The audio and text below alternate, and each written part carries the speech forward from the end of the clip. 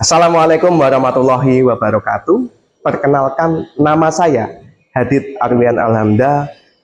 Saya mengajar di SMK PGRI 1 Mejayan, mengampu pada mata pelajaran dasar-dasar teknik pemesinan, yang dimana setelah ini saya akan memaparkan materi mengenai K3LH. Baik, kita akan lanjut kepada materi K3LH yang akan saya bawakan kepada kelas 10. Sekian dan terima kasih.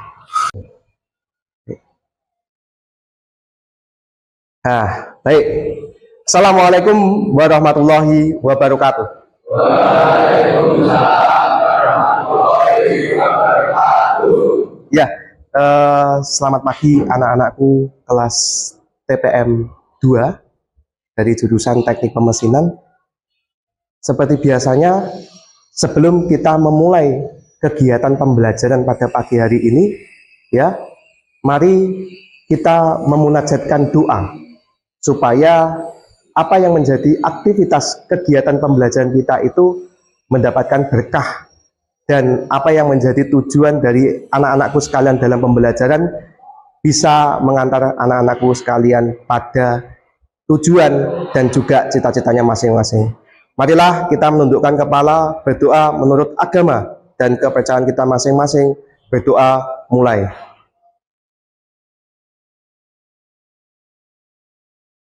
Berdoa selesai. Seperti biasa, ya, saya akan melakukan absensi terlebih dahulu terhadap kehadiran anak-anak sekalian. Hal ini untuk memastikan bahwasanya betul-betul presensi kehadiran itu merupakan bagian dari nilai sikap dan karakter. Ya, ini TPM 2 ya, benar ya? Kalau takutnya kalau salah nanti. Oke, ini yang pertama saya panggil namanya satu persatu ya. Nanti bisa angkat tangan dan katakan hadir ya. Nomor 1 Mas Devano Raka, ada? Oke, Mas Devano Raka hadir. Mas Dwi Prastio Utomo. Oke. Mas Dwi Sukron Rozak. Oke, udah ya. Ega Wahyu Pratama. Mas Ega. Nggak masuk? Kemana? Oh, sakit. Mas Eka Hadi Saputra ada. Oke. Mas Eko Francisco. Mas Fakti Ardiansyah. Mas Fadilah Gilang. Oke. Mas Fakti Nurul. Mas Ilham Satrio. Ya. Mas Imam Baihaqi. Mas Iqra'i Maulana. Oke. Mas Yosua. Mas Hoirul Huda. Mas Hoirul Dwi. Mas Lutfian Akesha. Mas Michael, Mas Muhammad Faiz, oke, Mas Al Ridwan, Mas Muhammad Anik, ada, oke, Mas Muhammad Eko, Mas Muhammad Nabil, ada? Oh, TPM 3 ya? Oh, berarti transisi ya ini ya. Oke, ini betul-betul berarti TM 2 yang hadir itu 39 dikurangi 2 berarti tinggal 37. Oke, 37 anak masuk, 2 anak sakit. Ya, semoga teman-teman kita yang sakit segera diberikan kesembuhan oleh Allah Subhanahu wa taala. Dan semoga yang di sini semangat ya mengikuti pembelajaran ya. Oke. Mari sama-sama kita supaya tambah semangat, kita pakai yel-yel dulu ya, yang seperti biasa nih ya. Semangat pagi.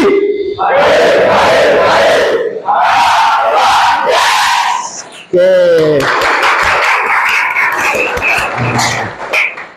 Baik, anak-anakku sekalian yang saya cintai ya, pada kesempatan hari ini kita ini mau belajar materi mengenai K3LH ya. Mungkin ada yang sudah familiar ya, udah kenal, mungkin juga ada yang belum. ya. Sebelum kegiatan ini, Pak Hadid dulu itu pernah sedikit sepil nih materi atau topik mengenai ini. Yang intinya adalah kita harus mengutamakan yang namanya keselamatan. Nah, ini nih, ada yang tahu nggak kenapa kok utamakan selamat terlebih dahulu, nggak yang lain? Ada yang tahu nggak? Ada yang tahu? Kalau ada yang tahu, saya berikan poin, saya berikan nilai. Nilainya bisa kita tukarkan dengan reward. Ayo, Mas, kenapa harus selamat dulu? Boleh tahu, Mas, namanya siapa, Mas? Mas Muhammad Eko. Nyapa Mas kudu selamat sih, Mas? Kenapa harus selamat dulu? Keselamatan lebih penting. Kenapa kok enggak? Yang penting menghasilkan aja. Kenapa yang penting enggak uang dulu aja? Kenapa? Karena kalau kita kaitkan sebetulnya dengan sistem di lingkungan pekerjaan itu, ya, kita kaitkan sebetulnya itu banyak kerugiannya loh, Mas. Kerugiannya apa coba? Kerugiannya satu, perusahaan tidak bisa menjalankan fungsi dari sistemnya karena ada bagian operasional atau bagian operasinya, operatornya yang tidak bisa menjalankan aktivitasnya dengan maksimal, dengan baik, sehingga sistem itu tidak berjalan dengan baik.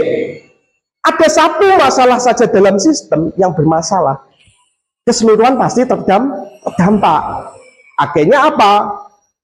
Perusahaan mengalami penurunan dari produktivitas sehingga surplus atau hasil keuntungannya itu bisa menurun. Kalau skalanya masif, skalanya besar, bahkan bisa mengalami yang namanya kerugian atau defisit. Nah, ini saya akan sedikit memberikan suatu gambaran ya. Ini pentingnya mengapa sih kita kok perlu mengetahui bahaya dan potensial risk atau resiko yang ada pada lingkungan kerja. Ini ada cuplikan video. Mungkin saya minta maaf kalau audionya tidak ada atau kurang jelas. Tapi intinya kita bisa dapat gambaran bagaimana kecelakaan kerja itu terjadi. Dan kalian harus betul-betul tahu soal ini.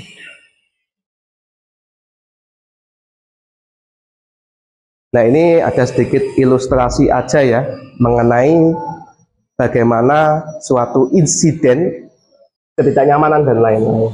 Ini ada definisi resiko. Resiko adalah kemungkinan atau likelihood, ya, likelihood bahwa bahaya dan cedera karena suatu bahaya akan terjadi pada individu tertentu atau kelompok. Ukuran dari resiko individu tertentu atau kelompok ya tergantung pada seberapa mungkin bahaya tersebut membahayakan dan kekuatannya. Ini saya ajarkan pada kalian bagaimana Anda bisa membedakan resiko dan juga bahaya. Apa itu resiko? Saya analogikan sederhana saja. Ujung pulpen ini memiliki potensi resiko bahaya enggak? Apa resikonya? Bahayanya apa? Tertusuk. Resikonya, kenapa kok bisa menusuk? Karena tajam. Mana yang faktor resiko, mana yang bahaya? Apakah tajam sebagai faktor resiko supaya terjadi lingkungan yang aman? Itu. Oke, mungkin dua pertanyaan dulu aja untuk kali ini. Ini kemarin kita pakai kelompok yang kemarin aja ya Mas ya. Kita mau discuss kelompok yang kemarin aja ya. Ini sambil ada break istirahat, kita kumpul kelompoknya. Ini ada intro musik ya. Nah, ini nanti kita langsung pada ini.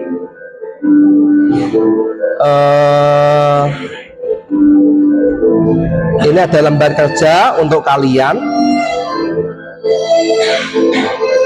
Sorry, tadi mana ya?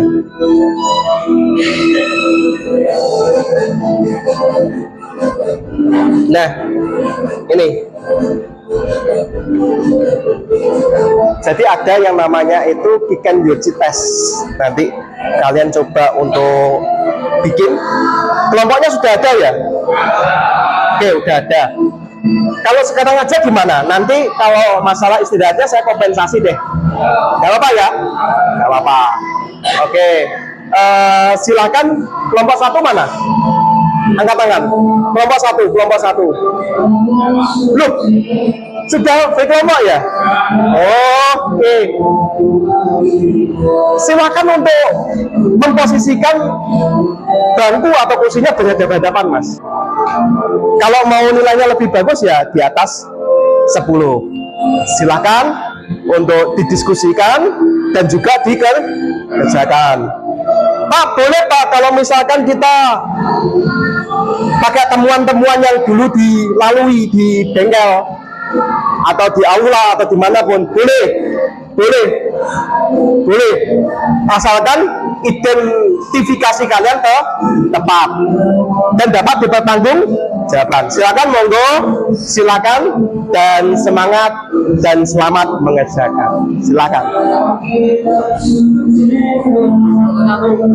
Benda sama resiko apa ya, Pak? Jadi yang ditemukan misalkan objeknya benda, oke ya. Nah, benda ini memiliki resiko apa?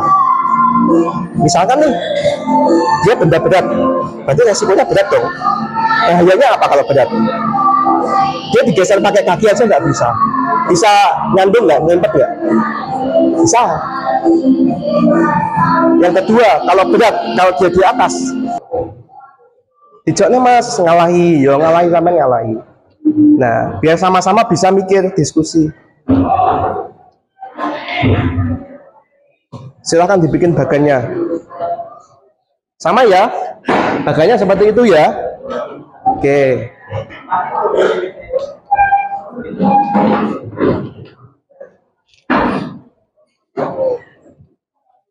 Kalau teman-teman perlu pendampingan, request.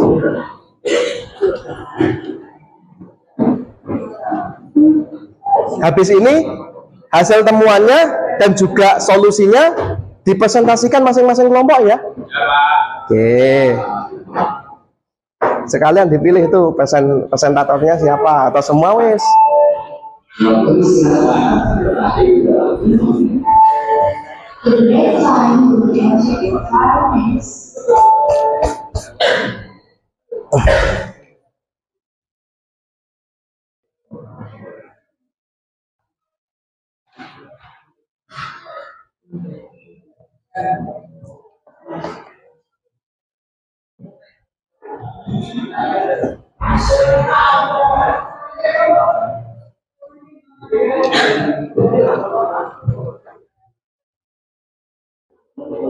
Mas, yang lain Mas, kalian bantu temenmu. Ini soalnya ada penilaiannya, ya.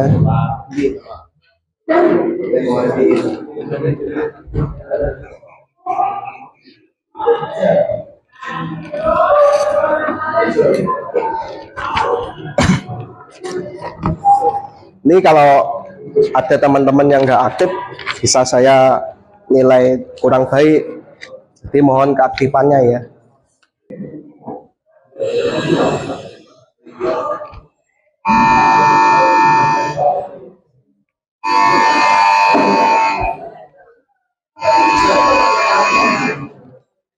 Permisi ya Mas ya, mau lewat. Benar ya? Saya mau ngambil barang. Benar.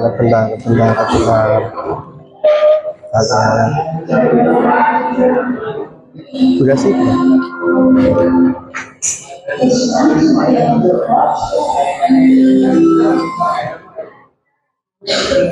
Misi. Amit ya Mas ya, sorry ganggu. Aduh.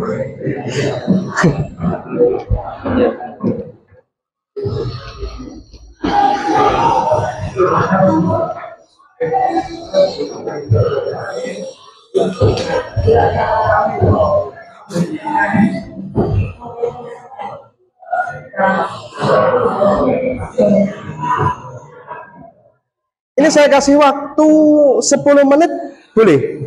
Bisa? 15 menit? 15 menit, Wes. Ya, 15 menit. Karena harusnya 20 sampai 25 menit.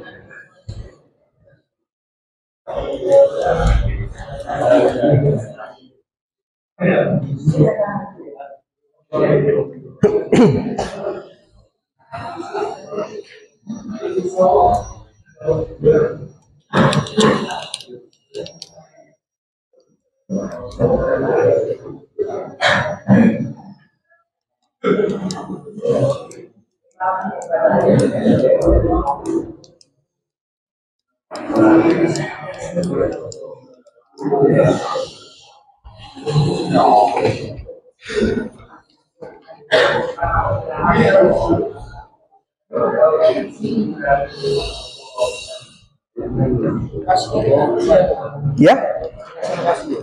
Kenapa? Identitas atau apa? Hah? Oh ya, lokasi temuannya di mana?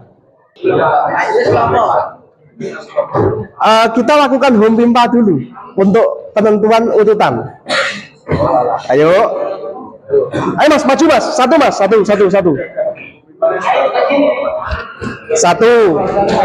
Ayo kelompok 1, maju satu. Kelompok 2, maju 1. Kelompok 3, maju 1. Kelompok 4, maju 1. Silakan. Mas, halo diperhatikan, Mas. Nanti yang maju semua, Mas, ya. Silakan shoot.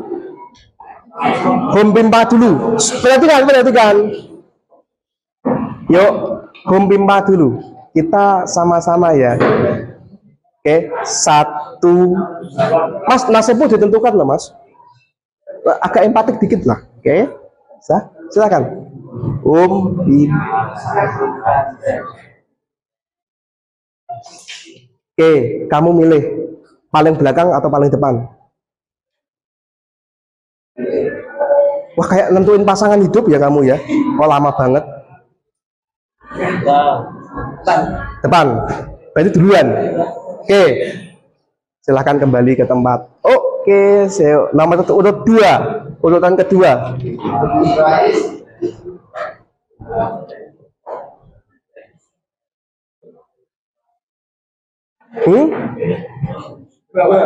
Oke, 2. Yang ketiga. Saya Menang. Berarti yuk ketiga sampai keempat. Oke.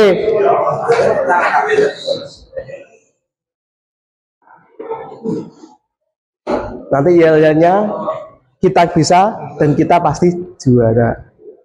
Ya. Kita bisa dan kita pasti jadi juara. Oke. Oke, kelompok berapa? Kelompok 3 ya, nomor 1 ya. Nah, nanti kalau kalian ditanya, kelompok 3 siap? Kita siap? Kita pasti bisa. Ngonoes. Kita siap, kita pasti bisa. Oke? Nah, kelompok 3 siap? Kita siap, kita pasti bisa. Kita bisa dan kita pasti juara. Wah, loh. Kita siap, kita bisa, pasti bisa jadi juara. Oke, monggo. Kelompok 3 siap? Kita siap, kita bisa jadi juara. Oke, silakan maju kelompok 3. Berikan aplaus, ayo. Berikan semangat pada kelompok 3. Ayo. Silakan Mas. Presentasikan. Ya, atau sebagian nggak apa-apa. Silakan. Hasil temuanmu bagaimana? Ayo, pasti bisa. Ayo. Dibuka dulu ya, dibuka dulu. Mas minta tolong untuk perhatiannya, teman kita maju. Assalamualaikum warahmatullahi wabarakatuh.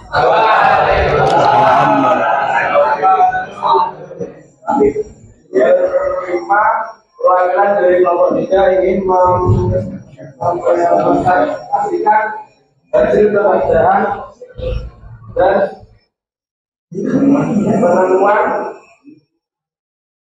temuan objek pada lingkungan reaktif pada lingkungan praktek atau kelas. Jenengan presentasikan 2 aja sebagai contoh ya, untuk mempersingkat waktu, soalnya kita mepet ya, nggak apa-apa. Objek pada lingkungan praktek atau kelas. Nomor 1. Mas perhatikan Mas, minta tolong lanjut. Nomor 1 ada paku. Lokasi penemuan ada di depan bengkel. Potensi resiko yaitu tajam. Bentuk bahaya adalah tertusuk. Solusi penanganan yaitu simpan paku dengan aman, periksa lokasi tegas, segera beri penanganan agar tidak terkena tetanus. Lokasi temuan jelas PPM Timur. Potensi resiko ya, untuk bahaya personal, solusi penanganan mengganti saluran yang lebih layak dipakai dan aman. Oke.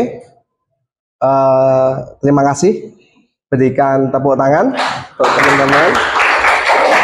Oke, silakan ditutup. Yang dari kami, wassalamualaikum warahmatullahi wabarakatuh. Waalaikumsalam warahmatullahi wabarakatuh. Mas ya, terima kasih ya Mas ya. Ya, tadi mohon didengarkan ya. Ini kita menduduki babak terakhir pada pembelajaran karena kita sudah belajar 1,5 jam ya ini ya. Ini singkat saja. Tadi ada 4 kelompok, 1, 2, 3, 4. Itu sudah mampu untuk mendefinisikan mana yang masuk pada faktor resiko dan kemudian mana yang masuk pada bahayanya. Dengan Anda bisa membedakan hal ini dan juga bisa memetakan sebagaimana yang sudah dirubrikkan atau sudah ditabelkan anak-anakku sekalian, tentu kita wajib untuk mampu memberikan jalan keluar. Solusinya apa? Memang kita harus kritis. Setelah kita mengkritisi sesuatu, kita evaluasi. Bahaya nggak sih? Oh bahaya ternyata. Lantas bahaya ini bagaimana caranya supaya tidak berbahaya, tidak menimbulkan asiden atau kecelakaan? Bisa paling aman dan paling ampuh itu mengeliminasi, menghilangkan. Tapi apakah bisa semua objek itu dihilangkan? Nggak bisa. Berarti harus ada alternatif kedua. Apa? Mengamankan benda tersebut supaya dia pada wilayah yang lebih safe, lebih aman. Baik dengan isolasi ataupun pemindahan. Kalau isolasi kan dipakai misalkan pengaman apa. Kalau gerinda potong itu kan biasanya ada bagian seal pelindungnya untuk supaya apabila terjadi jepitan pada putaran mata gerinda, pecahnya nggak sampai mengenai dari operator atau penggunanya seperti itu. Nah, dari sini kita wajib berkesadaran bahwasanya safety first. Keselamatan itu adalah nomor satu. Potensi bahaya, potensi-potensi yang menimbulkan suatu asiden atau kecelakaan itu dimulai dari pengabaian-pengabaian yang kecil.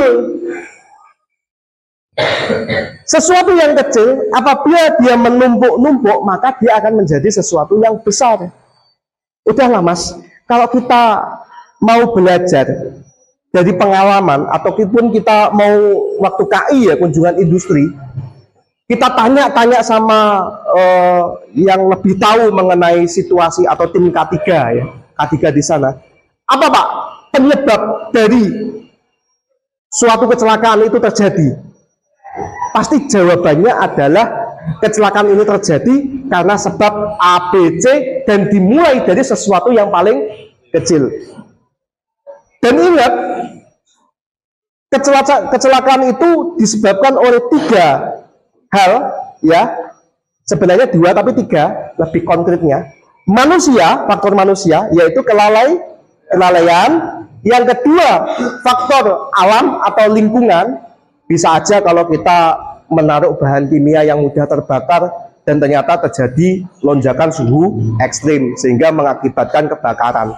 Tapi itu kan langka atau mas? Tetap penting ada atau enggak ada lah Pak? Kalau misalkan orangnya teledor mah ya teledor aja. Tapi rambu-rambu tetap penting kan? Karena siapa tahu rambu-rambu itu bisa merespon, merangsang otak untuk lebih waspada. Itu. Jadi kewaspadaan itu adalah kunci utama dari keselamatan. Waspada, teliti, dan juga hati-hati. Patuhi instruktur dan juga prosedurnya. Mungkin itu dari saya, kurang lebihnya mohon maaf. Mari kita tutup pembelajaran ini dengan bacaan hamdalah bagi yang muslim, dan rasa syukur, bentuk rasa syukur bagi yang teman-teman saudara agama lain ya. Mari kita kalau kita tutup ya. Alhamdulillahirabbil alamin. Oke. Sekian dari saya ya, kurang lebihnya mohon maaf. Wabillahi taufik wal hidayah. Wassalamualaikum warahmatullahi wabarakatuh.